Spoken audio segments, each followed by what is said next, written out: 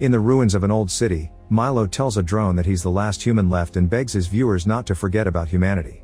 Then he looks at the mark on his hand and remembers how it all started. The year is 2016, and the world is suffering from wars, poverty, and general decay under the system. Milo is just a young wheelchair-bound child in New York studying to be an astrophysicist. Meanwhile, on a farm in Missouri, Ricky loses the signal on his phone, not noticing that a plane is suddenly landing nearby. At that moment, all across the world, machines start failing at the same time.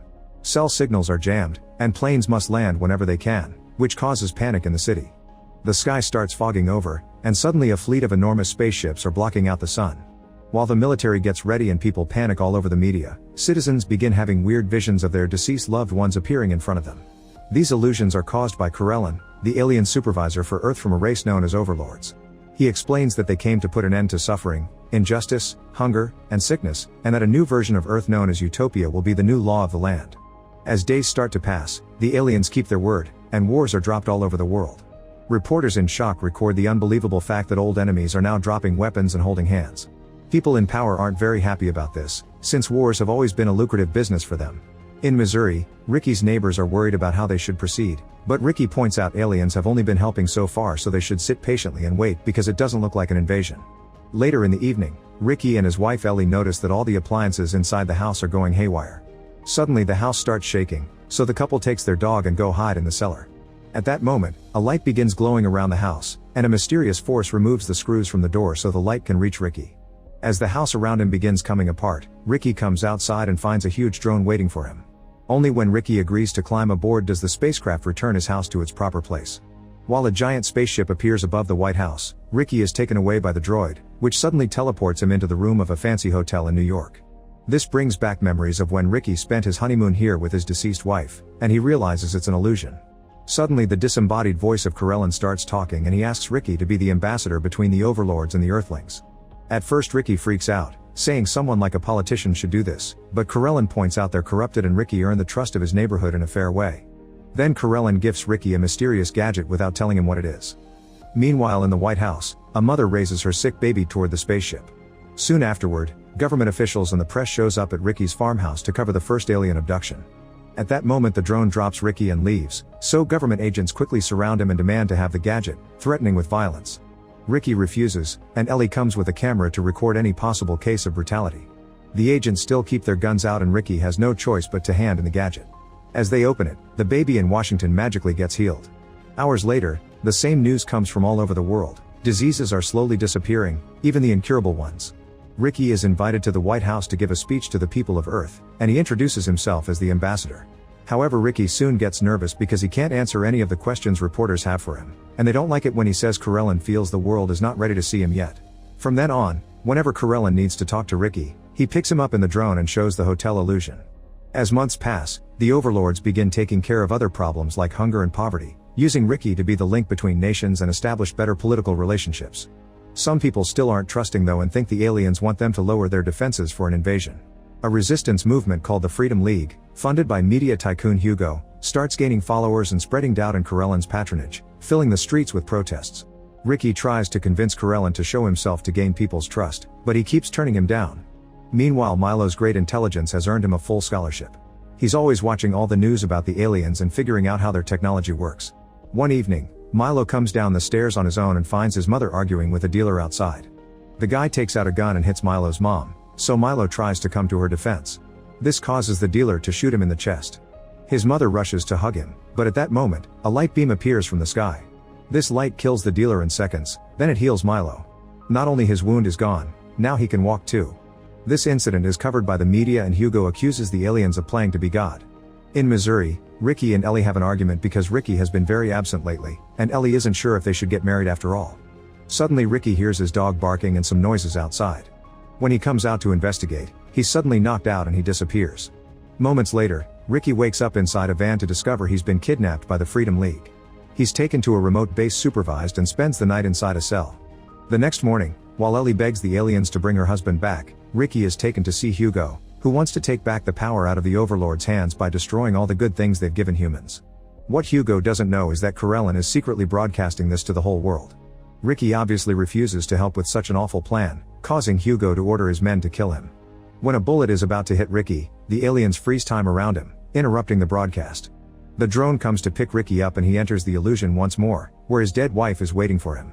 Ricky almost gives in to the temptation of staying with her, but he reminds himself it's just an illusion and returns to the farm with Ellie. The next day Ricky argues with Karelin because if the aliens see everything, they should have not let him get kidnapped in the first place. However, Karelin explains it was part of a plan to shame the Freedom League, which is now disbanding. He also says that the first stage is over and proceeds to fire Ricky. Desperate for answers, Ricky takes a picture of the mirror Karelin hides behind before he's taken back to the farm. Then Ricky and Ellie see the photograph of Karelin's face and agree he's right to hide what he looks like. While Ricky and Ellie begin planning their wedding, some religious groups still refuse to accept the aliens as their new leaders. Reporters announce that Hugo has ended things for himself, and Milo decides to study hard to be the first person to visit the aliens' planet. A decade later, Milo is a young man that graduated from MIT and works as an astrophysicist at the World Federation, which is the new unified government of Earth. Ricky and Ellie live happily married but are unable to have kids. Everywhere on Earth there's peace and prosperity thanks to advanced alien technology. Now that his goals of perfection have been achieved, Karelin finally decides to reveal himself. A huge event is organized at a stadium, and when the spaceship lands, two kids rush to bring Karelin out. To everyone's shock, Karelin turns out to look exactly like the devil. While some people are disturbed by this revelation, life continues as usual. Years pass and Earth has become a perfect paradise while the overlords watch them from their spaceship. There are renewable energies, peace, and health. However, Milo is worried about the future. Scientific inquiry is dying, and when all space programs are terminated, Milo loses his job. Then he takes a job offer at a research facility in Africa where he meets Rachel, whom he gets along with pretty well. One night, Ricky wakes up to find the light outside his house again. He follows the beam to the tool shed, where he's surprised to find Karelin waiting. Karelin apologizes to Ricky before confessing some big news. At that moment, Ellie comes out of the house and sees the drone fly away, but Ricky is still there. He tells her Karelin had only been checking on them, not mentioning the real conversation. The next day, people begin surrounding the farm, thinking Karelin visiting is some sign. Ellie demands the truth from Ricky, who explains Karelin only told him Earth will have a new destiny. Meanwhile, the African research facility suddenly starts shaking. Rachel notices all their animals panicking in their cages, and Dr. Boyce finds a new room in the building that the aliens instantly put there. When he opens it, he finds a glowing device that looks like a massive Ouija board, and he assumes Karelin wants them to talk to somebody.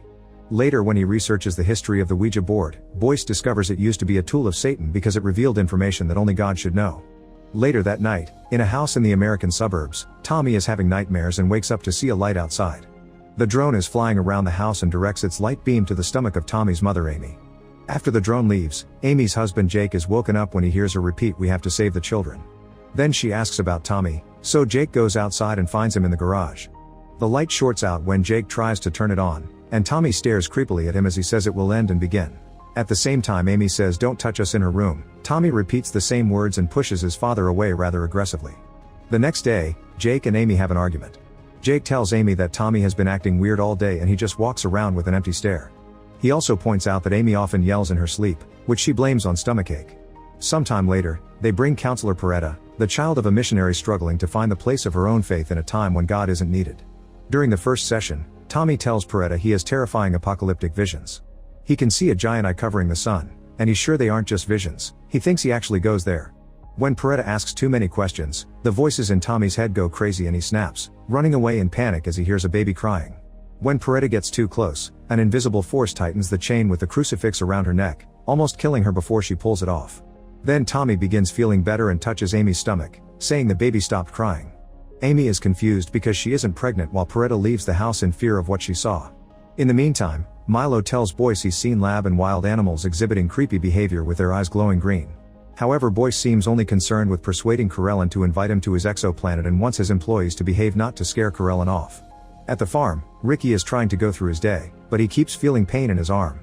When people keep showing up outside the farm asking for alien news, Ricky goes outside to tell them off, but suddenly the veins in his arm get extra red and Ricky has a stroke. Later at the hospital, the doctor gives him some bad news. There was something in Karelin's ship that poisoned Ricky, leaving him with little time left. This explains why he and Ellie weren't unable to have children. After comforting her husband, Ellie goes home and surrounds herself with machines as she asks Karelin to talk to her, but he never answers. Meanwhile, Peretta goes to see a priest for answers. All this time she's been researching demons and the story of the devil, wondering what it meant for Karelin. Now she's more terrified than ever, but the priest tells her not to lose her faith. Milo and Rachel also argue about philosophy and religion, and Milo thinks humanity has drawings of creatures matching Corellin because they've always known the overlords would come to do good. 4 months later, Amy learns that she's pregnant after all. She starts to think of names, and when she finally decides on Jennifer, Tommy says the name aloud before she can. In the evening, Peretta shows up outside Tommy's house to pray for them, and the alien drone appears above her with a light beam. When Peretta raises her crucifix, the drone goes away and she rushes to the door to check on the family. She tries to warn them about upcoming evil, but they tell her they're fine and to go away. The next day, Peretta worries more when the news show that Corellin is leaving his prophet Ricky to suffer in the hospital. She decides to travel to the farm and show her support to the people camping outside the farm, also getting to befriend Ellie. In the meantime, Boyce prepares a special party event and sends an employee to invite Jake and his family with the excuse of a job interview. Boyce plays nice with everyone but also offers to show Amy around the place alone. Ricky ends up talking to Milo, who explains Boyce is actually shutting the facility down so there can't be any interviews. At that moment, Boyce announces a big surprise: Corellin has come to the party too. They explain that they've been shipping animals to Corellin's home planet to be installed in a zoo there. Milo asks Corellin why he killed scientific curiosity, and Corellin tells him that obsessing over science made humans too close to powers they can't control. Afterward, Boyce and Corellin take Amy to the chamber with the Ouija board, making her place her hand on it. This enables Corellin to communicate with the entity growing inside her and use it to blast a message to the skies in the form of a light beam with a symbol in it. Jake goes looking for Tommy, but the boy doesn't want to leave. In the chamber, Boyce's nose starts to bleed and Corellin talks to the creature inside Amy, saying it can't be a child or save anyone. Boyce worries about Amy because she looks in pain and reaches for her at the same time Jake reaches for his son. Amy and Tommy both say don't touch us and push the men away. Then Amy enters a trance and begins using the board to guide the light while Tommy runs to the roof, announcing that Jennifer is awake before falling. Corellin says Amy's job is done and that others will follow while Jake rushes to his son, only to find him hovering above the ground. He brings him into his arms and Tommy reveals to be afraid of Jennifer because she's too strong. Amy rushes to reunite with her family and together they leave the party, not wanting to answer Boyce's questions. On the trip back, Amy suffers from unbearable pain in her stomach. Meanwhile, Milo realizes the light beams Corellin uses are his people's alphabet, so he draws the symbol on a napkin and leaves the party to research it.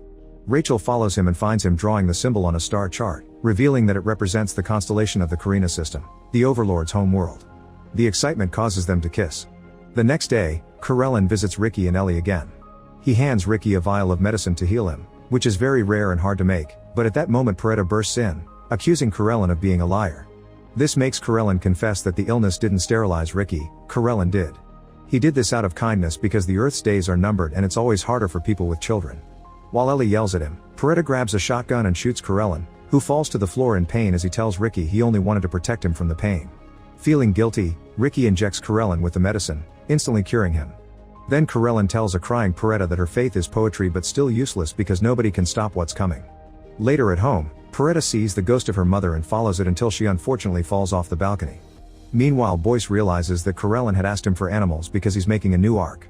At the local hospital, Amy gives birth to Jennifer, whose eyes glow in bright green. 4 years later, the children are stronger than any previous generation because they were brought up in a utopia. Milo, who is now dating Rachel, realizes humans have evolved and wonders what the next generation will be like. He's now in charge of studying the kids and their new development because they've discovered the new generation is being born with psychic powers, although so far they only use it for kiddie things. Meanwhile, Ricky is still alive thanks to some chips he connects to his arm, but he's still in pain all the time and he doesn't know how much time he has left.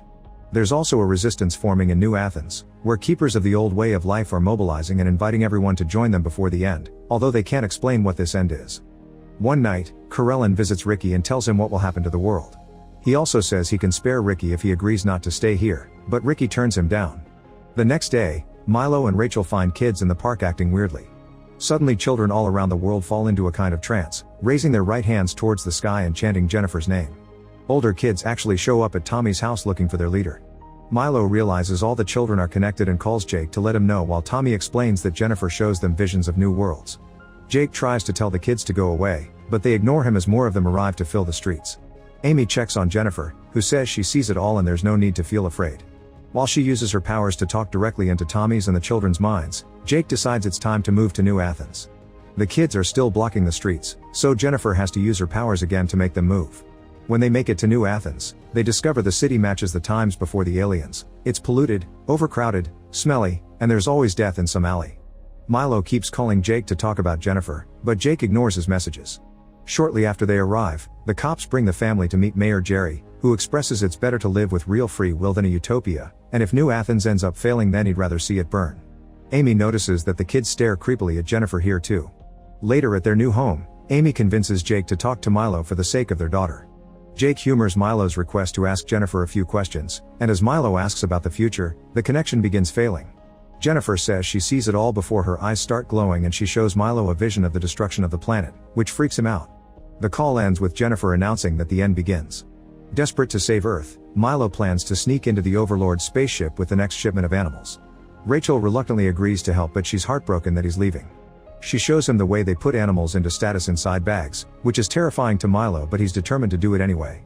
Sometime later, Rachel sneaks Milo into the shipment truck, and after they kiss each other goodbye, she puts him to sleep inside the bag and successfully sneaks him into the spaceship with all the animals. At the farm, Ricky is suffering from unbearable pain and the chips don't help anymore. Ellie tries to help him, but she's devastated to hear Ricky say the name of his dead wife. Suddenly the room changes and Ricky finds himself in the hotel again, not noticing Corellin is there. He starts living through his old memories like they were real, but soon he begins sensing weird things around the room and hearing Ellie's voice on the radio. The memory of his wife dying of cancer hits Ricky hard and he finally understands this is an illusion, making Corellin show himself. He offers Ricky to stay here forever, but Ricky refuses because it isn't real and thanks to Ellie he's learned to love again. After asking Corellin to bury the room, Ricky returns to the farm and Ellie. Sometime later, Tommy's family is at the cinema, but the movie suddenly is interrupted as Jennifer announces that it's time. Corellin appears to address the people of Earth one last time, telling them that they will evolve into a higher level of consciousness, meaning they'll die soon.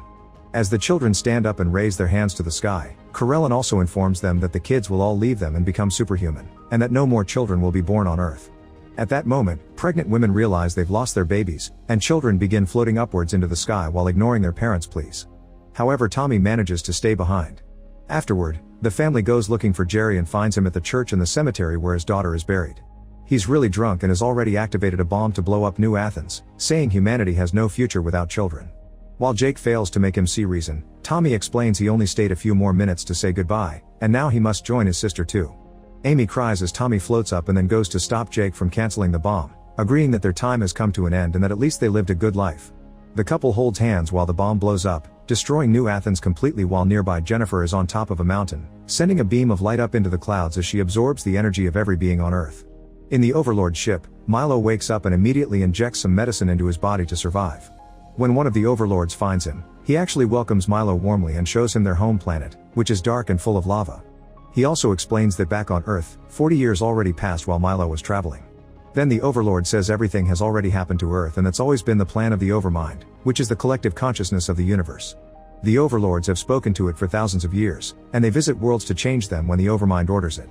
Milo wants to know everything, so the alien takes him to see the Overmind, which is the brightest and most powerful beam of light yet.